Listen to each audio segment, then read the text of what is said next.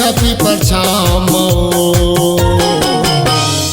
आहू आहू आहू तोरे गाँव मगा आहू आहू आहू कुदवा गाँव माँ आबे आबे आबे मोरे गाम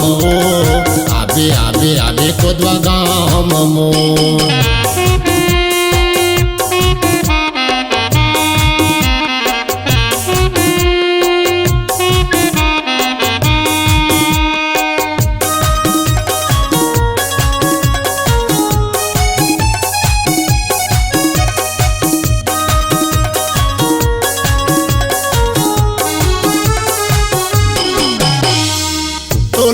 देखे बिना रस्सी चोलाओ मैं हाँ जाता गोरी तहूँ हया भी हो तहूँ हया भी मैं हाँ जाता गोरी तहूँ हया भी हो तहूँ हया भी जल्दी चल करना राजा कर हो बहाना गा मैं हाँ जानर राजा मैं हाँ आया हूँगा मैं हाँ आया हूँ मैं हाँ जानर भैया मैं हाँ आया हूँगा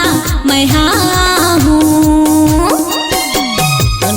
चिंता गोरी माया राखे हवा कर बे चिंता रानी माया राखे हवा देखा तेरे यहाँ तरिया पार मो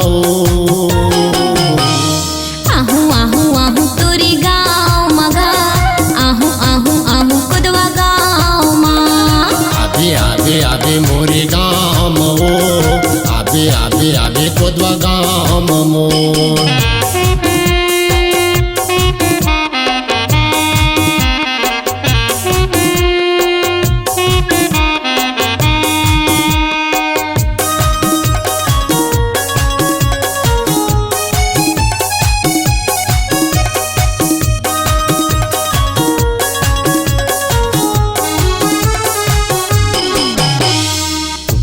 बाजार में तोला बढ़िया घुमाते हो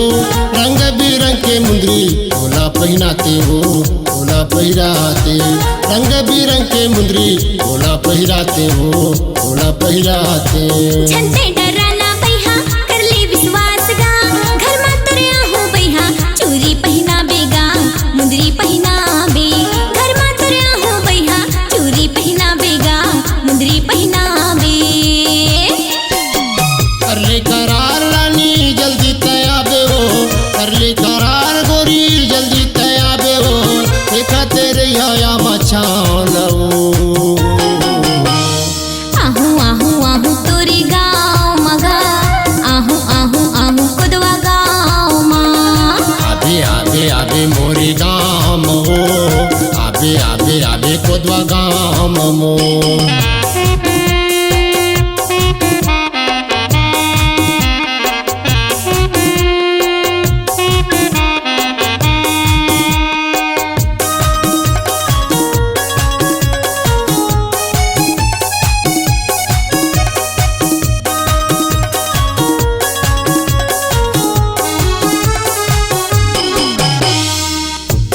सुझे नहीं आख्या की झुलटच गोरी आजा न मोर घर संगरी बो संग मरबू संगरी बो संग मरबू आजा न मोर घर संगरी बो संग मरबू संगरी बो संग मरबू कब तक मिला तेरे वो करके बहाना गा